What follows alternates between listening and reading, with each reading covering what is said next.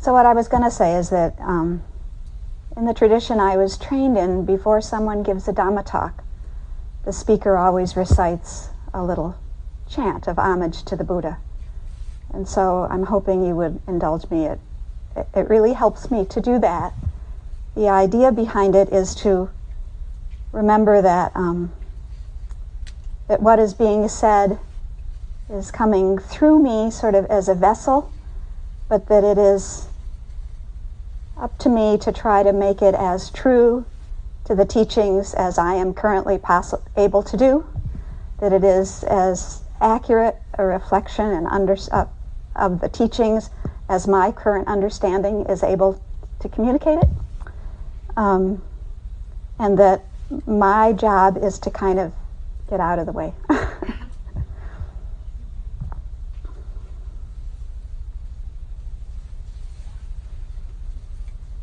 Namo tassa bhagavato arahato samma sambuddhassa.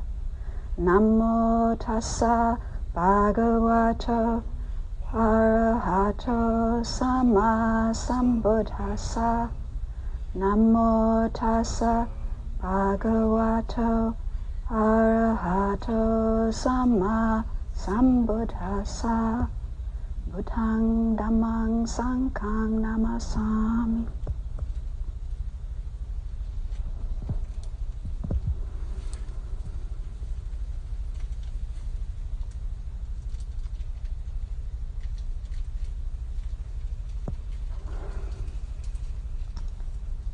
So the theme of the retreat this weekend, open heart, peaceful mind, knowing peace in the midst of difficulty, entails an assumption that is the topic of my talk tonight.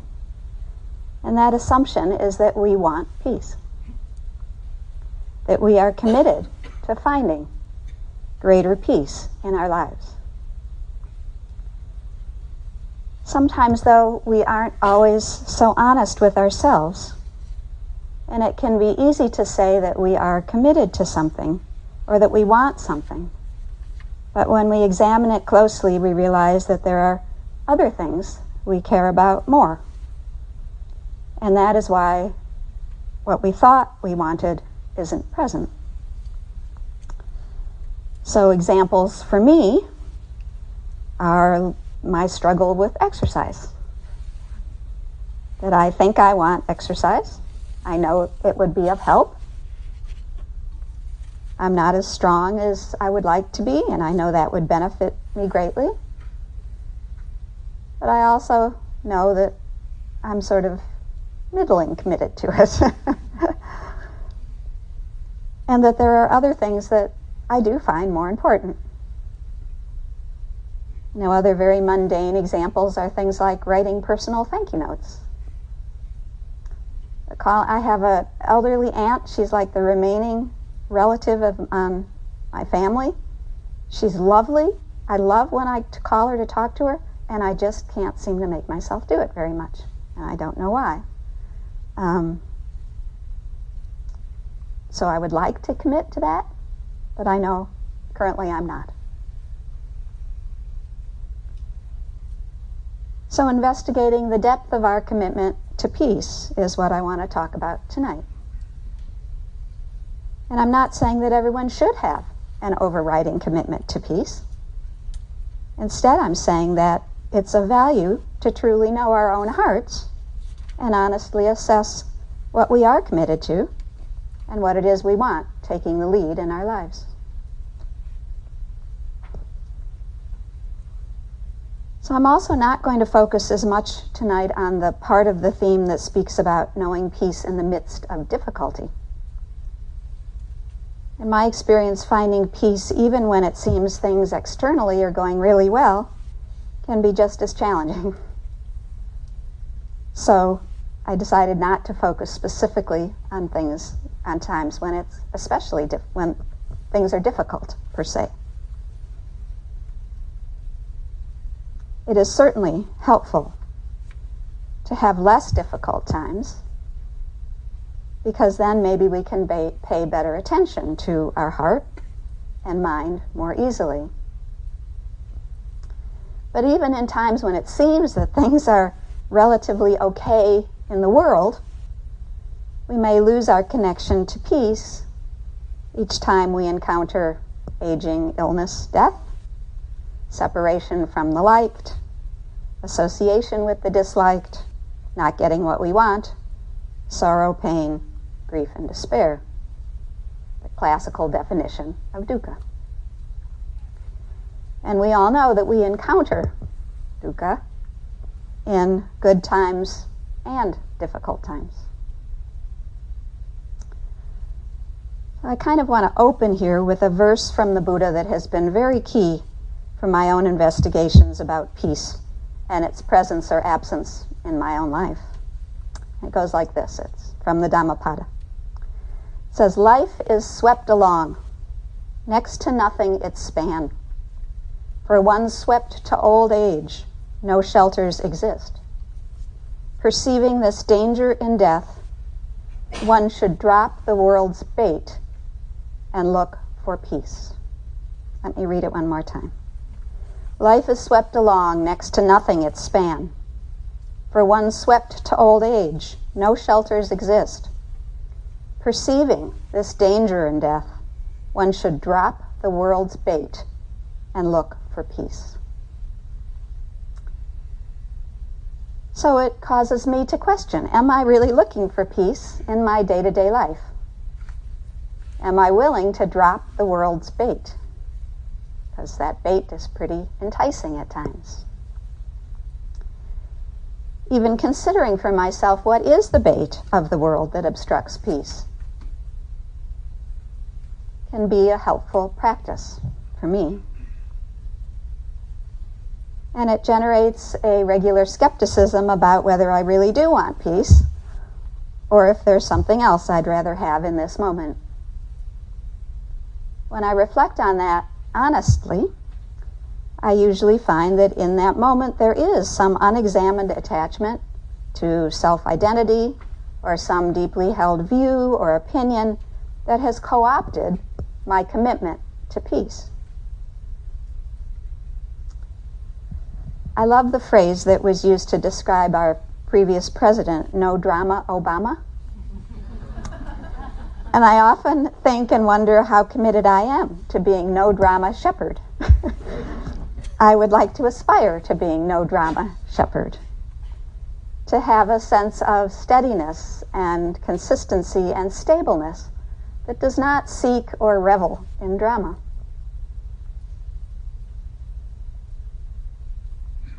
So I try to remember to ask myself, am I willing to give up the drama in my life? And what is it that draws me towards drama?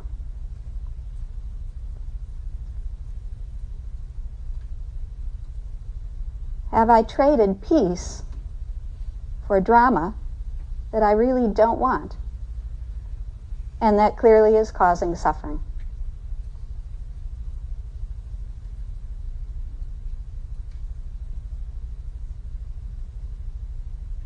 Am I willing to give up peace? To give up drama, to have peace. So I've made notes here. Oh, okay, so this is another Dhammapada verse that I came upon just the other day, about 2 days ago, that I thought really beautifully expresses what peace without drama might look like. So this one goes like this. It says, "As a bee gathering nectar does not harm or disturb the color and fragrance of the flower, so do the wise move through the world." I'll read that one again. "As a bee gathering nectar does not harm or disturb the color and fragrance of the flower, so too do the wise move through the world." So to me that sounds like peace, to be moving through the world in a way that doesn't harm or disturb the fragrance of the flower. And it's not, you are moving through the world. The bee is doing what bees are supposed to do. It's not passive. He's not laying down and dying. He's doing beeness, but he's doing it in a way that doesn't disturb the world.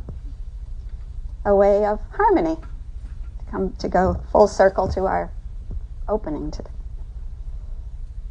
So through the practice, it's been useful and interesting and enlightening for me to pay attention to what qualities of heart I voluntarily feed and which I unknowingly starve. I think if we can be clearer about what qualities of heart we feed and which we starve, it may provide us with an indication of what it is we've unknowingly perhaps committed our life to. And through bringing awareness to these patterns, we might learn that we're not feeding what we really care about. Because I find sometimes it feels pretty second nature to feed views, to feed blame, to feed anxiety, to feed defensiveness, to feed and protect a sense of self, and to feed fear. But in doing that, if I'm not paying adequate attention, I may not notice that when I'm feeding those, I may be starving enjoyment, contentment, generosity, and especially peace. And through the practice, I can start to see that those patterns are not second nature, they're just habits. And perhaps even they're habits based on intentions that we've outgrown, old intentions, things that were appropriate and relevant long ago. So without investigating our actions and seeing if they match our current intentions, they may be very out of date and no longer at all reflect what it is we really do care about now.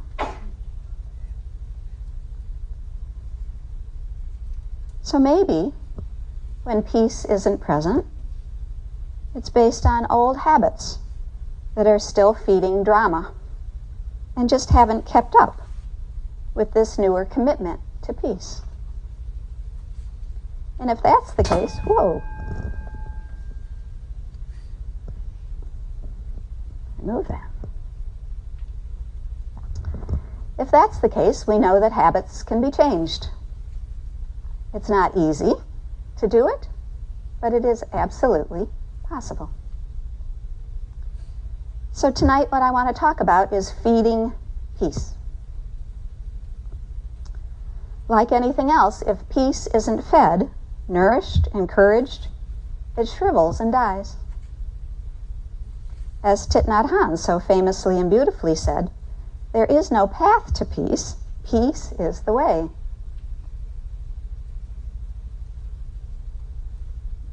So how do we learn to drop the drama and be peace?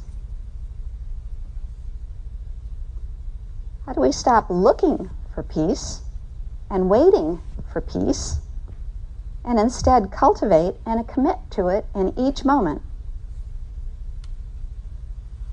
How do we drop the world's bait that keeps us chasing sense pleasures and attaching to views and to things, and to relationships, and to identity? What I've found for myself is that sometimes, and I think it's true for many of us, that we can operate with a sort of magical thinking pattern. Magical thinking in terms of expecting blissful or peaceful mind states to arise just on their own. Magically. But I think that, in fact, that's unusual at best. That maybe bliss and peace arises once in a while, but if it does, and it's solely accidental, then we have no ability to replicate it, because we don't know how or why they arose. Feeding peace with intentionality gives us the information we need to be able to eventually sustain and even replicate ease and peace, so that it can be available to us when it is most needed in those difficult times.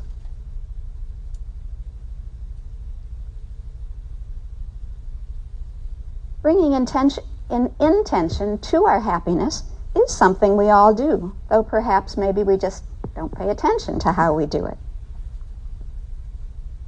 That we don't often, or what do I want to say, that in many situations we're not just waiting for our happiness to magically arise. So the example that comes to mind for me is birthdays. Expecting peace to arise in meditation or in daily life without making any effort to feed or support it is like expecting a birthday party and birthday wishes just because the calendar says the date of your birth has rolled around. If I want to celebrate my birthday, I can't just wait for September 6th, there's a hint,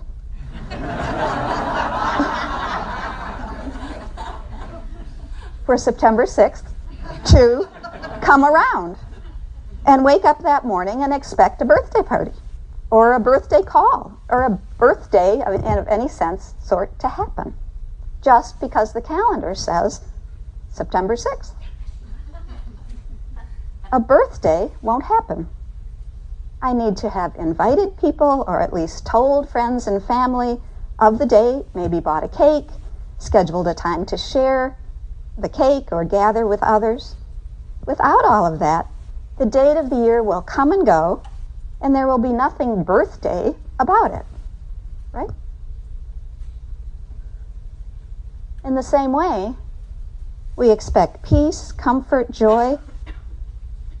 If we expect peace, comfort, and joy in our meditation, we have to put in place the conditions to support their arising and to sustain them when they do arise. And when we do that mindfully, then we could have, over time, we can have a little bit more ability to know for ourselves, based on our own investigations, which conditions actually do support peace and which ones don't. In that way, we can become more skillful at generating the conditions for peace at will, when we need them. Birthday gatherings don't happen by chance. If peace is important to us, then we don't want peace to arise by chance either. To me, this is logical, but forgotten. I forget it. And in fact, I think this understanding is just another way to state two of the really most significant and fundamental teachings of the Buddha. The teachings on kama, in Pali kama, in Sanskrit karma, and on dependent co-arising. So, while often misrepresented in the West, really kama is a very simple principle. It merely states that actions with intention have consequences. That's all it's saying. Actions with intention have results. And the teaching on dependent co-arising says that conditions arise in dependence upon other conditions. That things don't arise spontaneously. So both of these, which are, very subtle teachings, but in fact both of them are just pointing to the fact of conditionality. And conditionality says that things are conditioned by other things, but not guaranteed by those conditions. So the shorthand way to talk about dependent origination is that when there is this, there is that. With the arising of this, there's the arising of that. When this isn't, that can't be. With the cessation of this is the cessation of that. So, in looking for peace, I'm just starting to try to investigate what is the this that leads to the that of peace.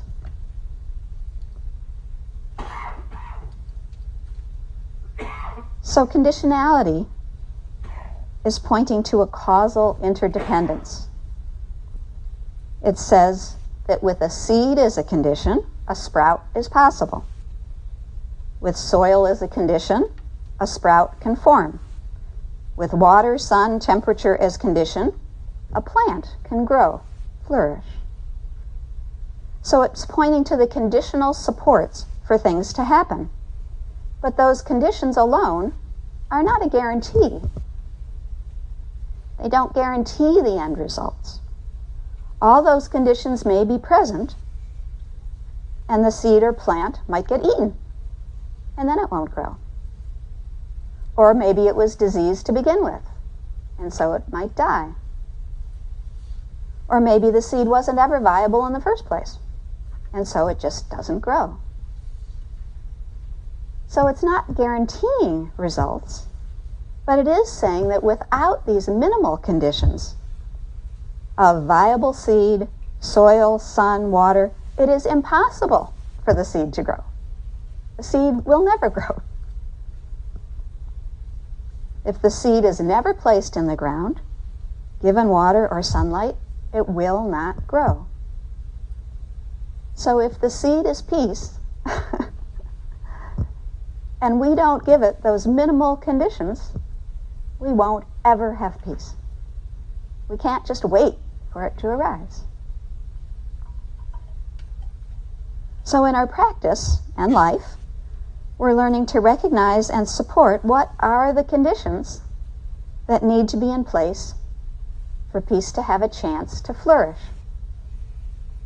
So you can't say something like that without saying, just like the Beatles song, give peace a chance. That's what we're doing. We're saying, what are the conditions that give peace a chance?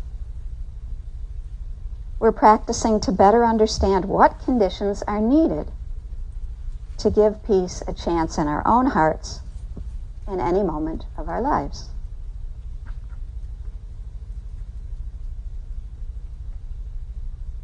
And we have some additional help from another very core teaching of the Buddha, in the definition that he gave us for right mindfulness. And what I found, and this is a relatively recent realization for me, is that really looking at this definition of right mindfulness and taking it to heart can be the ground for establishing peace all the time.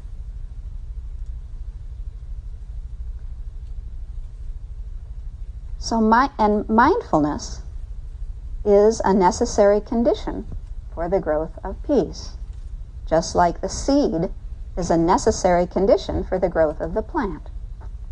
Without mindfulness, peace has no chance to grow and develop.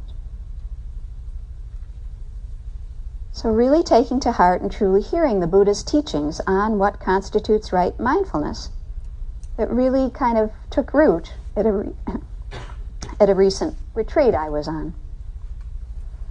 What happened is that I finally heard something that I'd heard and read probably thousands of times before and had pretty much just ignored as more words.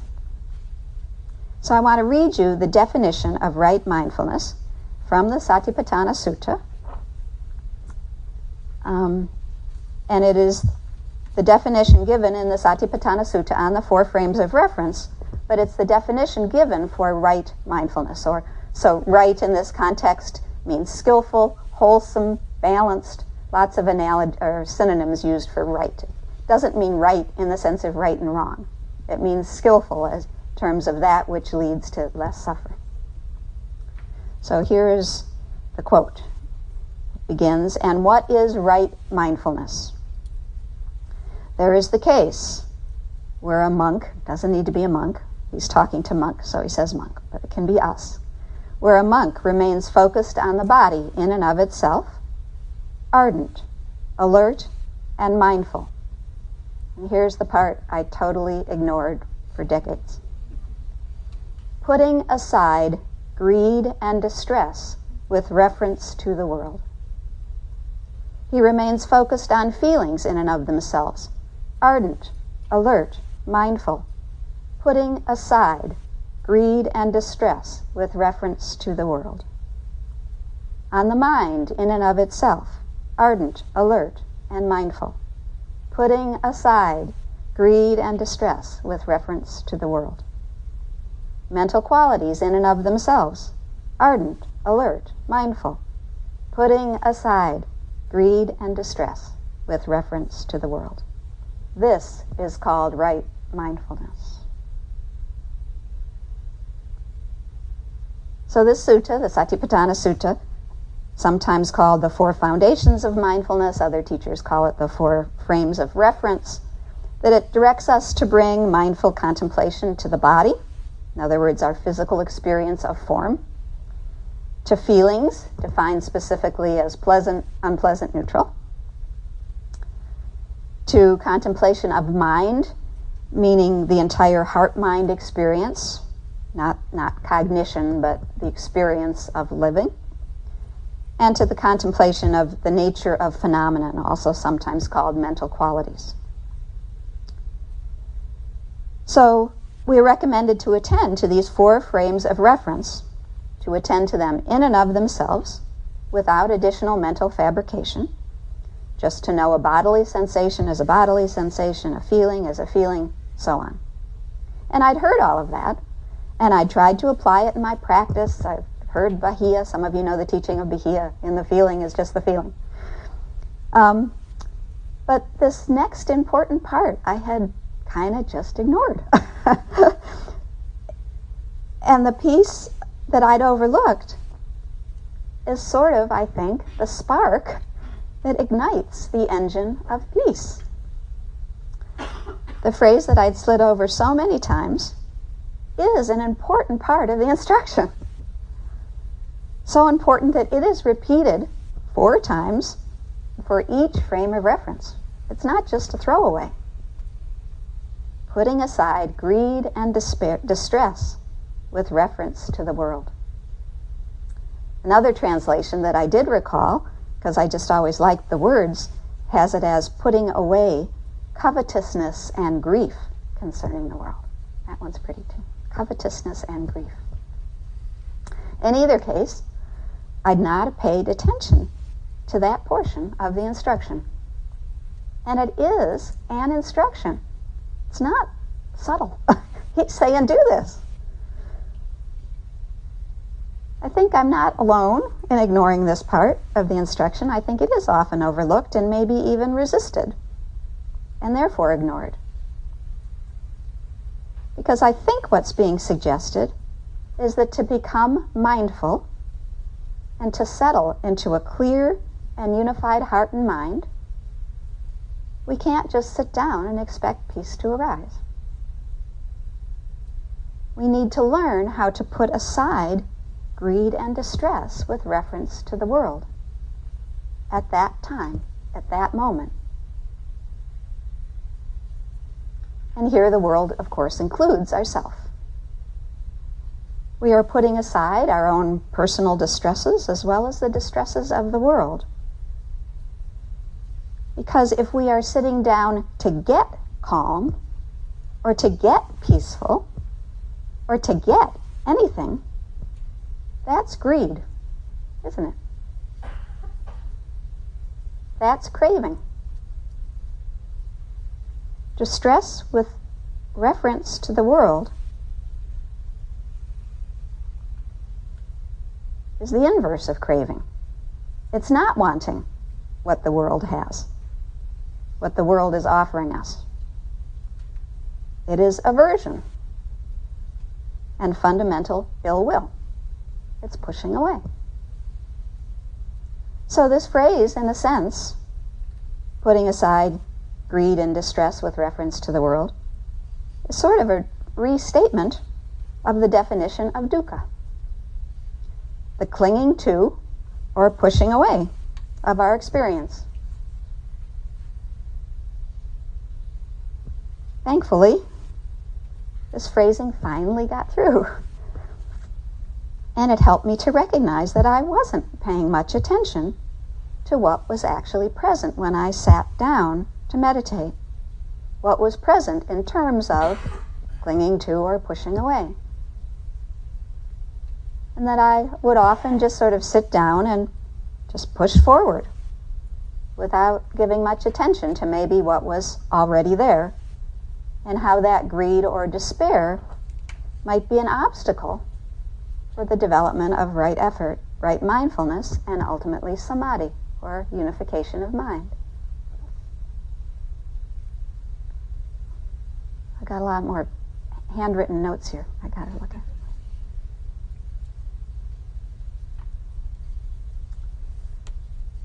So after some of the groups today and yesterday, what I heard about a lot was what seemed to me to be what I call over-efforting.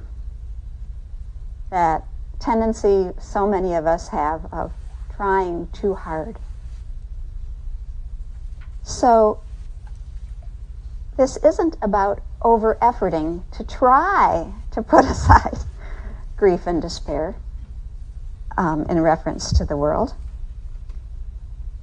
It is about the difference between establishing conditions and doing.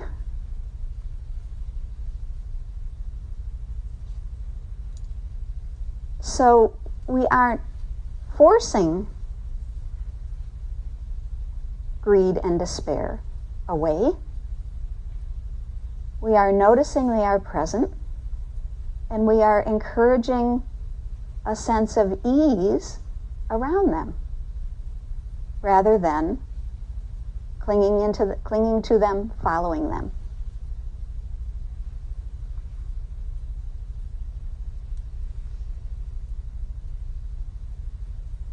So I think that, as I said, I think of this as feeding peace, and I think for me that metaphor of feeding is helpful in terms of this idea of not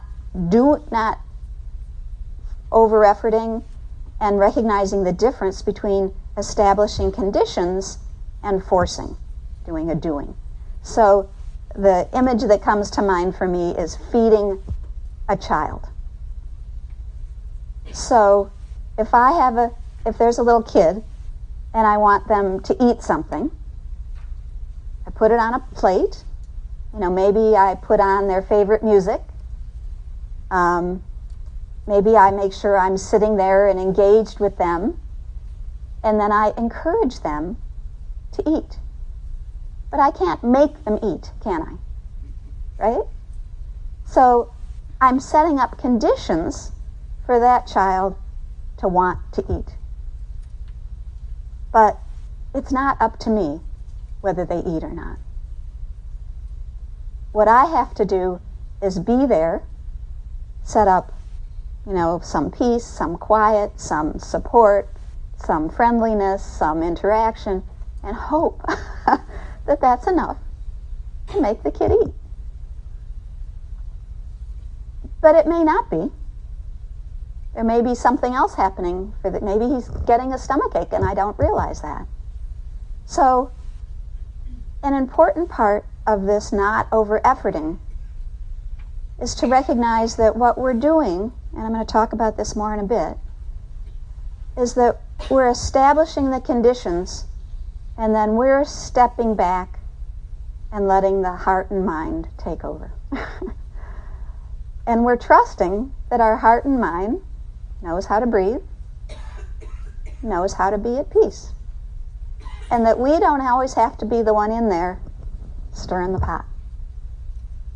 But for many of us, we've spent our life trying to be the one in there, right? Certainly for me. We thought that's what we were supposed to do. We thought we were supposed to take charge.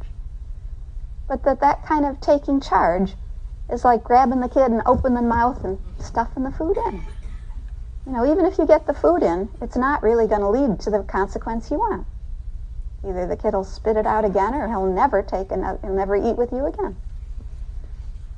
So starting to recognize where it is that we're forcing something, and where it is, we're just trying to recognize, how do I establish these conditions? Actually, I hadn't thought of this, but one of the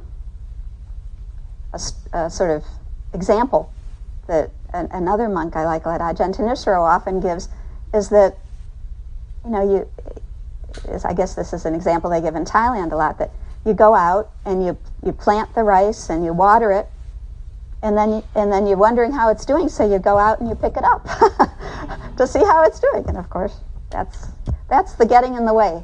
That's the forcing. You have to step back and let the conditions unfold. One of my favorite phrases, Ajahn Chah, let things take their natural course. That's hard for us. But we're not just letting things take their natural course in terms of passivity. We're setting up the conditions and then trusting those conditions. So a number of years ago, I got an email from a friend and the message, very kind message, and it ended with hoping I was well and happy. And in replying, I found myself writing, I'm well and as happy as I remember to be. And upon rereading that email before sending it, I realized that that was a pretty profound realization. And I realized how true it was. That when I remember that happiness or ease is available to me, I can cultivate it. And when I forget to do so, it's not there.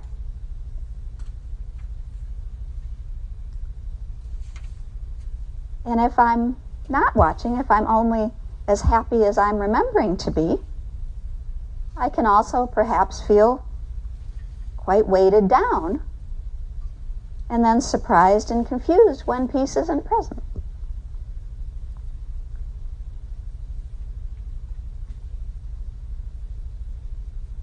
So cultivating these conditions for peace are always important, but I think especially in our meditation practice, that's an opportunity we have to strengthen mindfulness and practice peace so that they're familiar and available in our daily lives. So what I'm suggesting is that when we sit down to meditate, we start, which is what I'm sure you all do, with noticing what's present. And if greed or despair for the world are present,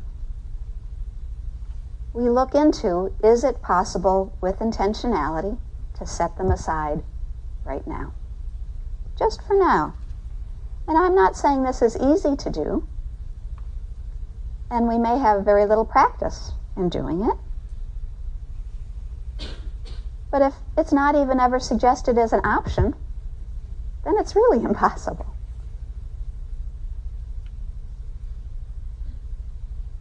So when you begin your meditation, notice if there is a heavy mood present, or even a flat mood, or a sense of needing to get on to the next thing and not wanting to be there. And sincerely, seriously ask yourself if that could be set aside in some way. And it doesn't mean you have to disbelieve it or you have to dislike it. You're just setting it gently aside. You're not denying it. You're not saying it's not accurate or true or appropriate. You're just saying right now, not so helpful.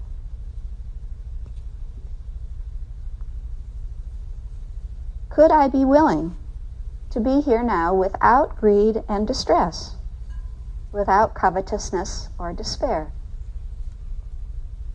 What would peace feel like right now? What conditions right now could support having a peaceful heart? Are those conditions I can cultivate?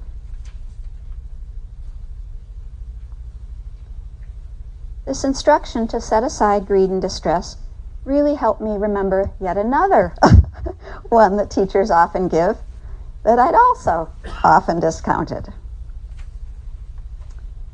And that is one that teachers often say, usually with this huge smile, which is, that's the one where, so they have this huge smile, and then they say, enjoy your practice. Right? Haven't you all been in teachings like that? And this skill that we develop to enjoy our practice is how we're able to set aside greed and despair. And Sherry today said it so beautifully. She said,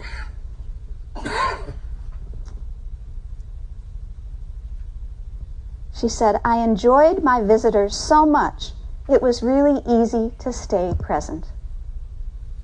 That's what we're learning to do in our meditation, to enjoy our meditation so much, it's easy to stay present. Because when we're enjoying something, it's easy, right? We don't run away, we don't want to get away. That's why they keep telling us to enjoy it. Duh.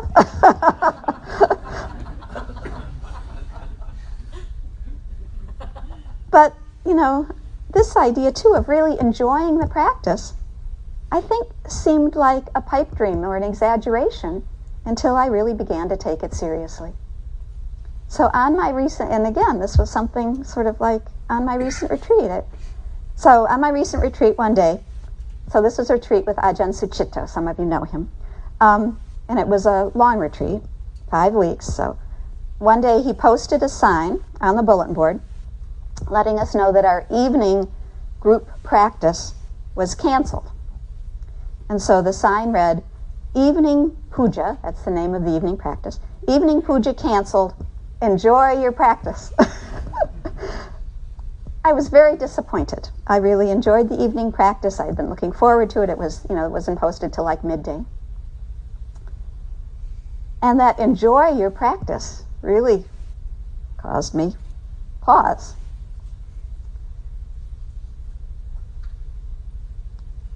I could tell that he really meant it. He doesn't say things lightly. He really meant it. It wasn't just, a salutation or a greeting. He meant enjoy your practice. It was an instruction from my teacher. And what went through my mind is, well, I often enjoy 3 or maybe even 4 hours of practice. But on this retreat, we were sitting for really long times, sometimes 1 or 2 hours at a time, all day, early morning into the evening. And it really caused me to step back and consider whether I would be enjoying my practice on my own that evening. And that was kind of a wake-up, too. Why wasn't I enjoying my practice? Here I'd made this commitment, I'd left my home and my partner. Where was contentment? What was I doing here if I couldn't enjoy it?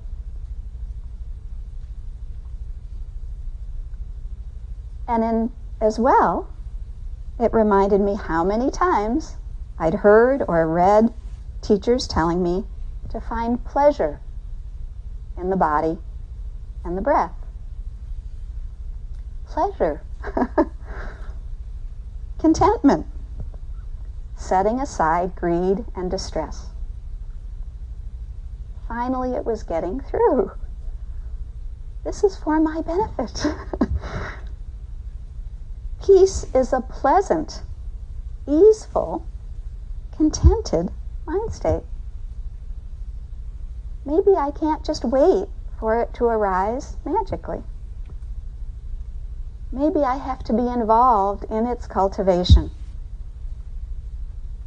Maybe I have to be cultivating the conditions for peace to arise. Finally, message received. And in fact, what I found is that in setting aside greed and distress was possible. Not always easy, but possible.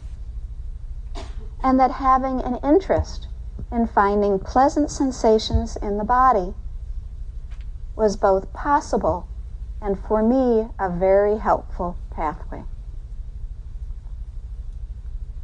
And that doing so made my practice more mindful, more present, more enjoyable. It reminded me that contentment is allowing things to be as they are without resistance and clinging. So it's not that I'm resisting greed and despair. I'm letting them be there, but I'm not buying into them.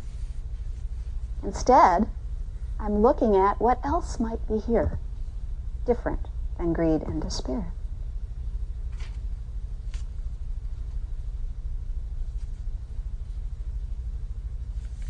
Ajahn Nisro talks about noticing which states of mind you tend to trust. He says it like this. He says, the ones you trust are the ones you spend a lot of time with, the ones you encourage. By encouraging them, they tend to grow. If you trust in your tendency to worry, that's the one to grow. If you trust in the tendency to calm, that too will grow. So as I or you sit to meditate, we can notice what mind state are we trusting or cultivating in any moment. What are the conditions we are establishing? Is there something in this moment that might let me let go of craving? Is there something in this moment that might lead to greater contentment or joy? If we are truly committed to peace, it's up to us to be that peace, not just wait for it to arise. And not just when we feel good and things are going well, but all the time, as frequently as we can remember. And doing so is a gift we give ourselves. Peace, contentment, and pleasure in our meditation is to be encouraged and cultivated. It feels good, and it is the end of suffering. So what I'm suggesting is simple but not easy, like all of meditation. So when you sit, begin by seeing, are there ways to connect to pleasure? Notice any greed or distress that may be getting in the way. And just for now, consider, can that be left aside? Can the attention move elsewhere right now? And then find the breath with a clear intention to have it feel like a balm, a comfort. Ajahn Nisro uses the word refreshment. You know, the Tai Chi or the Qigong we've been doing is exactly that. We're using the breath to refresh the body. And be curious to see if you might identify some sense of pleasure, either in the breath itself or maybe somewhere else in the body. And then allowing that to be a focus of the attention. It need not and likely will not be a big flashy pleasure. I'm talking about a tiny little flicker of something that feels okay. That's enough. A flicker of comfort. Someplace, any place. You know, your little finger, anywhere. But use that as an anchor. And see if you're able to stay with it gently and kindly, patiently. Because maybe if you do that, it will grow, become a little bit bigger, a little more stable. Maybe even slowly encompass the entire body. So the image I use when I find this tiny little sense of pleasure is to compare it to a darling little child in a shopping cart at the grocery store. That tiny pleasure is like that little kid that is shy and hides every time I look at her. Do you guys do this in the grocery store? I do. My intention is to get that little kid to smile at me. But she's shy, and I'm a stranger. So of course she doesn't smile at me at first. So I need to be patient and attentive to her, but also very careful not to frighten her or be too aggressive or demanding, right? You can't just go up and start kid will get terrified. She has to want to see me and slowly begin to trust me so that she's willing to smile, or she wants to smile. That tiny pleasurable sensation in meditation, I've found, is sort of the same. If I direct my attention to it too directly and with a demand that it grow or strengthen, it will recoil and disappear in an instant. That I need to stay attentive to it, but not demand anything of it. And slowly, if I'm successful in doing that, it may well begin to grow and expand so that that pleasant sensation is over a larger part of the body, that it's stronger, it's more steady, less sort of ready to disappear.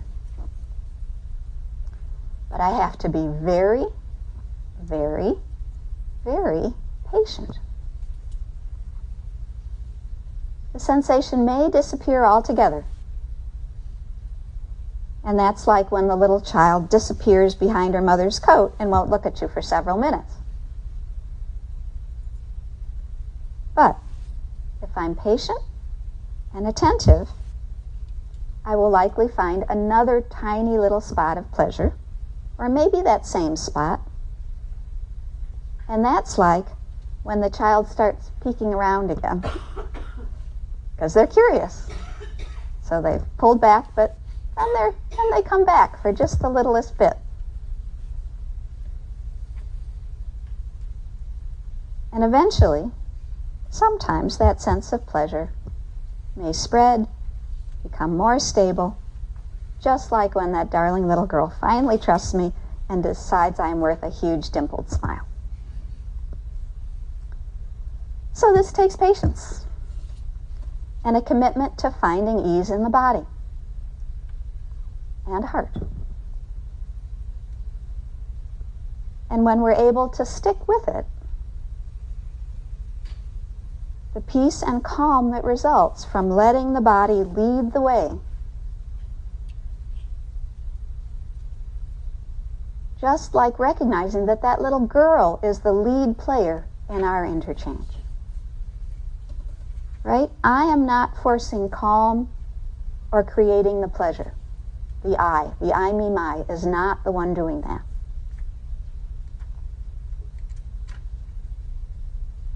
I am only attentive and supportive when it arises,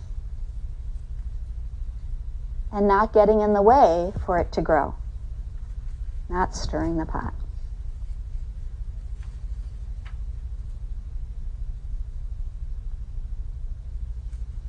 And what I've found is that in this way, samadhi, a calm and unified heart and mind, can arise by making a commitment to peace and to remaining present with things as they are, patiently, calmly, without demand,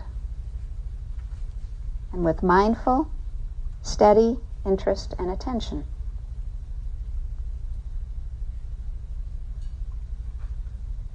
So when we finally hear these instructions, when we can set aside greed and distress and develop contentment through the awareness of pleasurable feelings, of enjoyment in the body and the breath, body or the breath, whichever works for you, the result is a heart and mind that also settles into peace. And that's an amazing gift. And because we've been both mindful and intentional in this process, we have some data, right? Data-driven decisions. We have some data to understand what it is that leads to peace and what it is that doesn't. Right? If I move in on that little kid too quickly, no smile, right? Hides behind the mom. Oh, okay, I know I have to back up. Same with these sensations. If I zero in on, oh my gosh, there's a good feeling, it'll disappear immediately. So you have to kind of gently approach it. See how much attention sends it away, how much attention allows it to continue.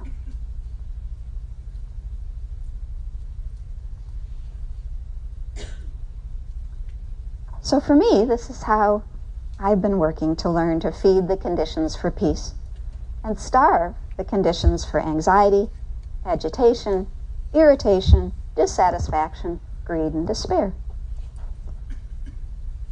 And I think that in this way, any of us can become like those described in this exquisite verse from the Dhammapada, my new favorite, that I would like to end with today.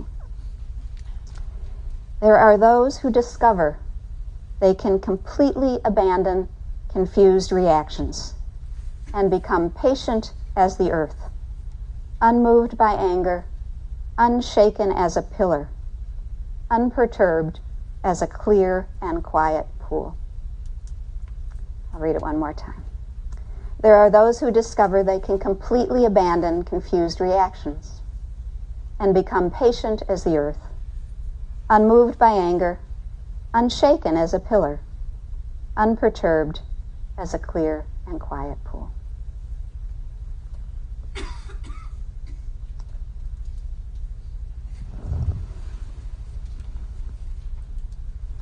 Whatever was of use, it is yours.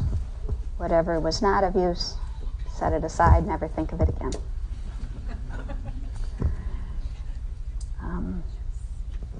I think we are.